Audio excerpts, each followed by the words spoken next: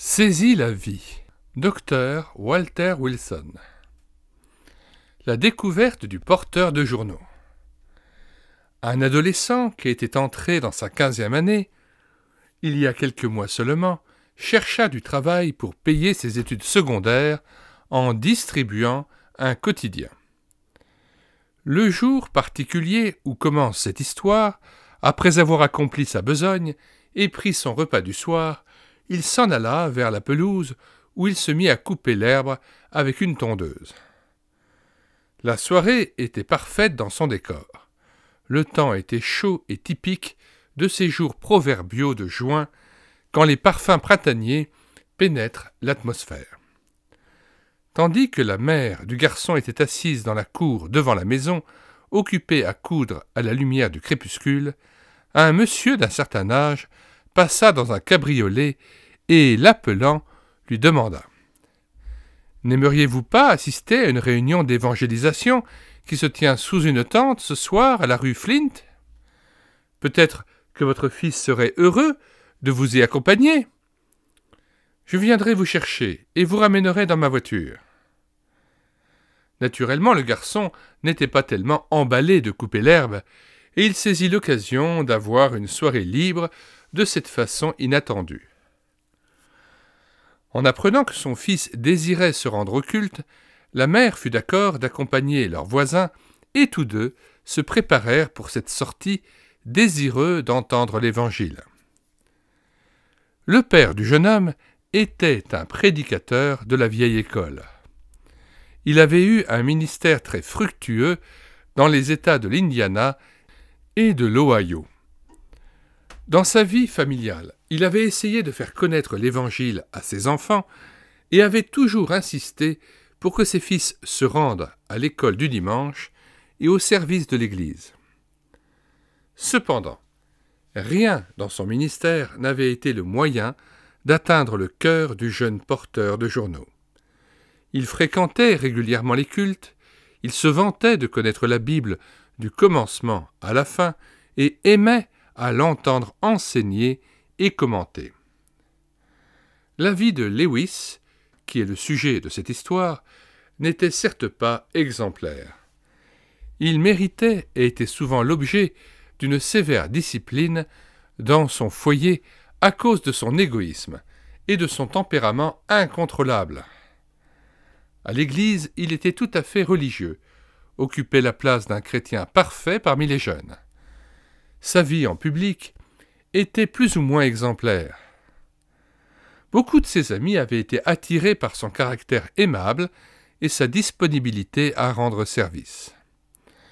Mais au foyer et dans sa vie privée, il semblait que c'était Satan qui le dirigeait. De nombreuses et mauvaises habitudes maintenaient son cœur dans l'esclavage et décidaient de ses actes quand il n'était pas directement en présence d'un public. Le cœur du garçon connaissait des périodes de profonde anxiété en raison de la servitude que lui causaient fréquemment ses péchés. Dans certaines occasions, il priait si longtemps devant son lit que son frère allait le secouer, essayant de l'arracher à ce qu'il croyait être le sommeil. Il cherchait à noyer le souvenir de ses péchés en lisant longuement la parole de Dieu. En ces jours-là, quand son état le dérangeait particulièrement et que le mal remportait la victoire sur lui, il prenait une partie de ses économies et les donnait au Seigneur en une offrande supplémentaire au fond de l'Église. Il s'imposait un prix différent à payer selon l'importance de ses péchés. Quand une certaine catégorie de fautes était commise par lui, il contribuait au fond de l'Église par un supplément d'offrande de 15 centimes. D'autres péchés lui paraissaient plus terribles encore, et pour eux, il versait 25 centimes de plus pour la cause du Seigneur. Telle était l'obscurité du cœur du garçon, bien qu'il eût été élevé dans le foyer d'un prédicateur de l'Évangile et dans l'ambiance de l'Église. Dans une occasion, comme châtiment pour une plus grave désobéissance, la mère de Lewis le fit polir le fourneau de la chambre de séjour. Tandis qu'il était assis sur le plancher, occupé à nettoyer la base dudit fourneau, son père, le pasteur, traversa la pièce et remarqua. « Lewis, tu professes être un chrétien. Tu en as la prétention plus que n'importe quel autre garçon, mais malgré cela, tu sembles être le pire de tous. Je souhaiterais que tu fusses un vrai et fidèle chrétien. » Cette remarque traversa le cœur de l'adolescent comme une épée. Lui aussi, il avait sérieusement désiré être un vrai chrétien. Il sentait qu'il y avait quelque chose dans le christianisme qu'il ne possédait pas. Et pourtant, il ignorait qu'une plus grande bénédiction que celle qu'il avait déjà réclamée était encore accessible. Ce fut dans cet état d'esprit que le jeune distributeur de journaux accepta joyeusement l'invitation d'accompagner sa mère et le voisin là où il entendrait quelque chose qui éclairerait l'obscurité de son cœur et qui le soulagerait de la détresse de son âme. Arrivés sous la tente où les réunions se tenaient, ils y trouvèrent 200 personnes environ réunies pour entendre les prédicateurs, 2 Écossais qui exposèrent les Écritures et expliquèrent des passages dont Lewis n'avait jamais entendu parler auparavant. Le sujet de la soirée était Romains 4, verset 5.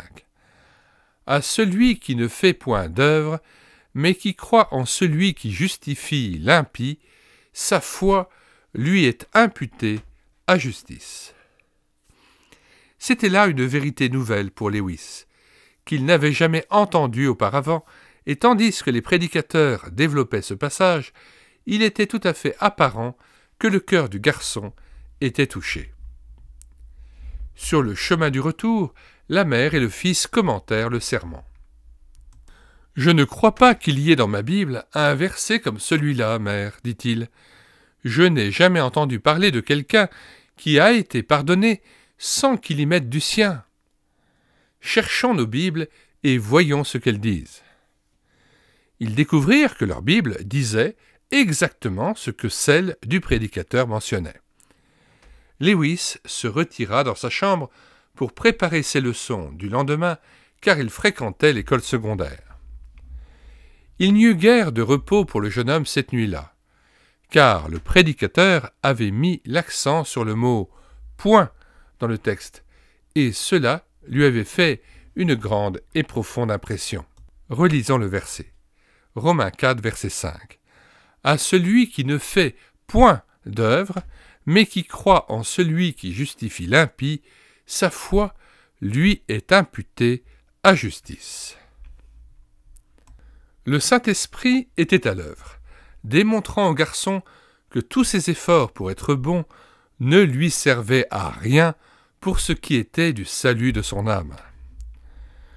Le lendemain soir, le voisin chrétien vint les inviter à nouveau à écouter les évangélistes écossais et les trouvèrent tout à fait disposés à partir avec lui.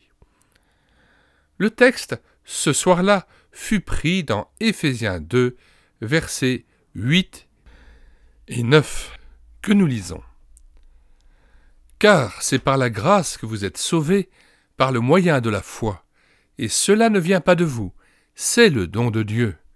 Ce n'est point par les œuvres, afin que personne ne se glorifie. » Nous pouvons même lire le verset 10, « Car nous sommes son ouvrage, ayant été créés en Jésus-Christ pour de bonnes œuvres que Dieu a préparées d'avance, afin que nous les pratiquions. » Retour au texte.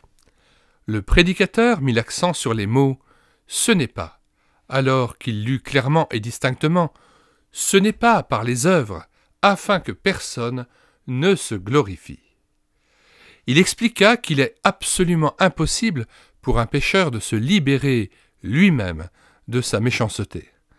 Il décrivit aussi la folie d'un homme qui, dans sa cellule, cherchait par de bonnes œuvres et de bonnes intentions à échapper à sa condamnation et d'annuler ainsi les chefs d'accusation de ses actes coupables. Une fois de plus, le jeune homme et sa mère rentrèrent à la maison en considérant avec un profond étonnement le passage lu et expliqué par le pasteur. De plus en plus, Lewis se rendait compte que ses performances religieuses n'avaient aucun poids devant Dieu. Il se souvenait bien qu'au cours des 4 ou 5 années d'expérience dans ses exercices religieux, aucun bien n'avait été accompli et aucune lumière n'avait été projetée dans son âme. Fréquemment, il avait été tenté de tout jeter par-dessus bord et de vivre complètement pour le démon.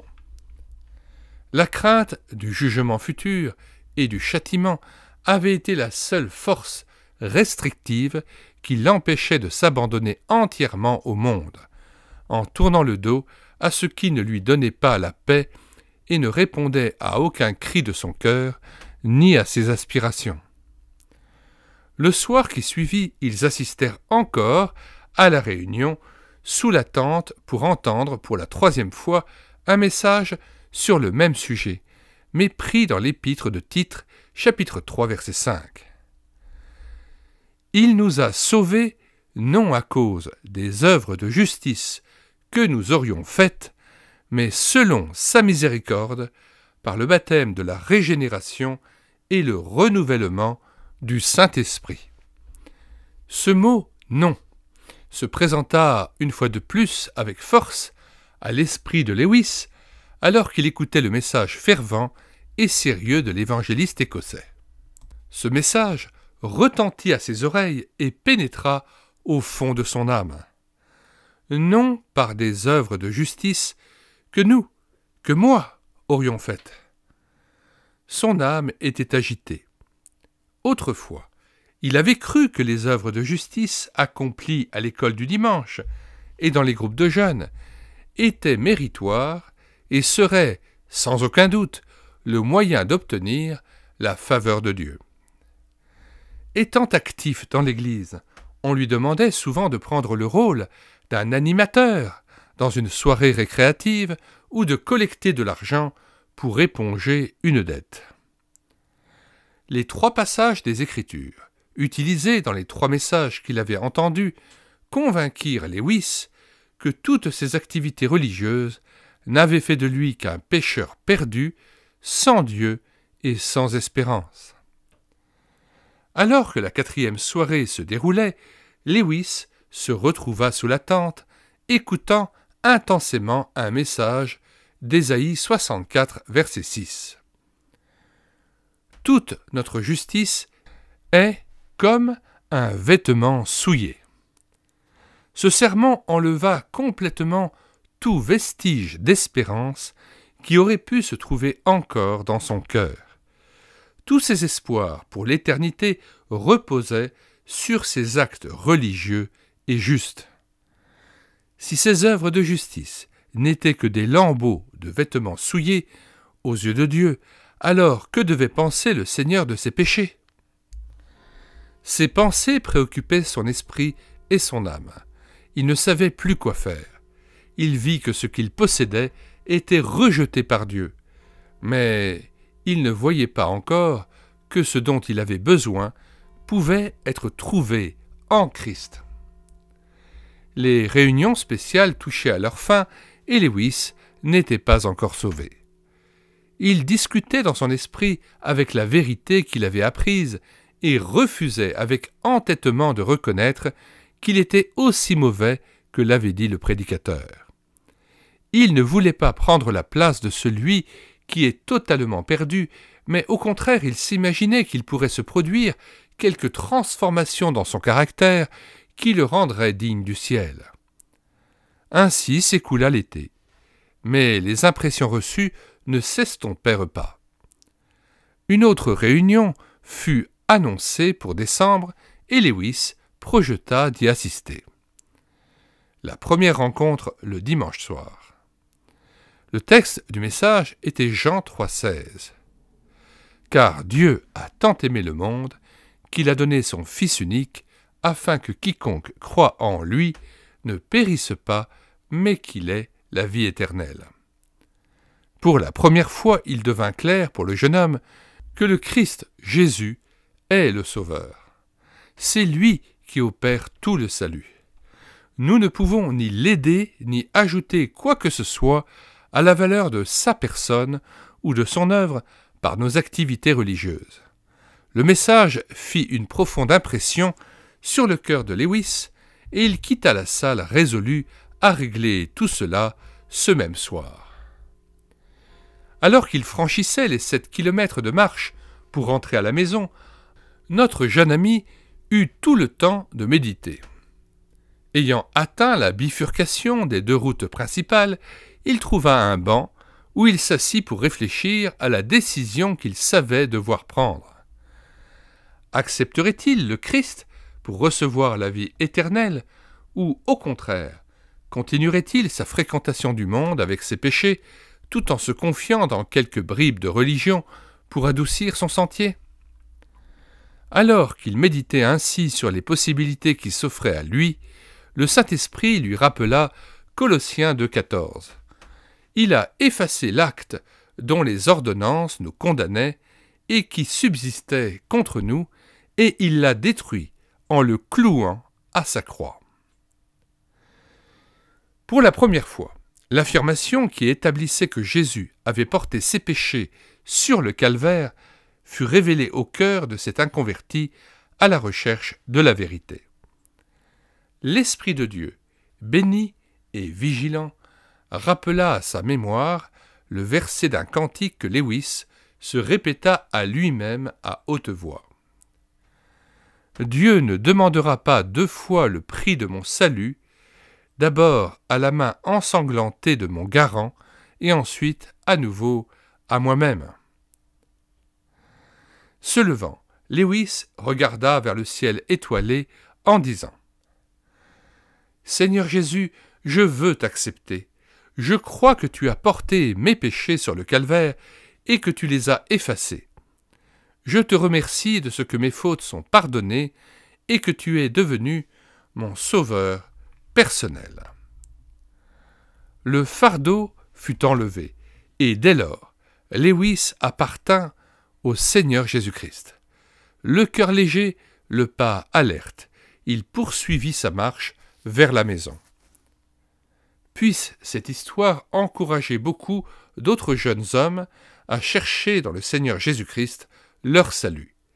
Si vous mettez votre confiance dans ce Sauveur qui se trouve à la droite de Dieu, il sera le Seigneur de votre vie et le Rédempteur de votre âme.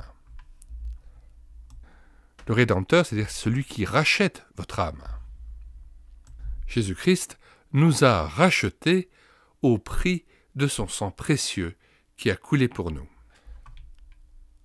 Fin de la lecture du chapitre intitulé « La découverte du porteur de journaux ».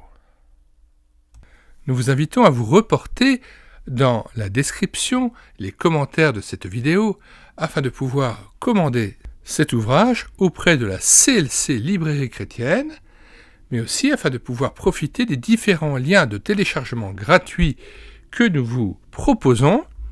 Chacun des téléchargements gratuits proposés se fera à partir du site internet médiathèquechrétienne.fr, site que nous avons bâti en synergie avec cette chaîne YouTube Elle écoutait sa parole, afin d'assurer la réédition numérique gratuite des ouvrages chrétiens épuisés et non réédités. Nous en sommes à 1400 ouvrages. Alors n'hésitez plus, sur la barre de recherche Google, vous écrivez médiathèquechrétienne.fr tout attaché d'un seul tenant et sans accent. Arrivé sur le site, vous cliquez sur « Livre à télécharger ». Puis vous faites une recherche par ordre alphabétique d'auteur. Nous avons par exemple déjà numérisé un autre ouvrage du même docteur Wilson, intitulé « Vie et santé spirituelle ». Eh bien, vous cherchez à W pour Wilson, et une fois trouvé cet ouvrage, Vie et santé spirituelle, vous cliquez sur « Lire, écouter, télécharger », puis vous cliquez sur « Télécharger en Word ou en PDF » et l'ouvrage est à vous, prêt à être lu sur votre ordinateur ou sur une tablette tactile, immédiatement en moins d'1 minute, sans que vous ayez à vous inscrire sur le site, sans que vous ayez à payer quoi que ce soit ou à télécharger un logiciel quelconque. Avant de nous quitter, nous vous conseillons vivement de Regardez les 250 playlists que nous avons constituées sur cette chaîne YouTube à l'écouter sa parole. Playlist de cantiques mises en parole, plus de 1000 cantiques. Playlist d'audiobooks que nous avons pris en charge, plus de 60 audiobooks. Playlist de BD Tournesol que nous avons lus avec caméra de document, plus de 80 vidéos. Et puis des centaines d'ouvrages que nous avons numérisés et mis gratuitement à votre disposition sur le site internet médiathèquechrétienne.fr et que nous présentons sur cette chaîne YouTube et l'écouter sa parole. Puisse le Seigneur nous bénir richement dans la révélation renouvelée de sa personne même, afin que nous soyons transformés à son image. Nous vous disons au revoir et à bientôt pour une prochaine vidéo.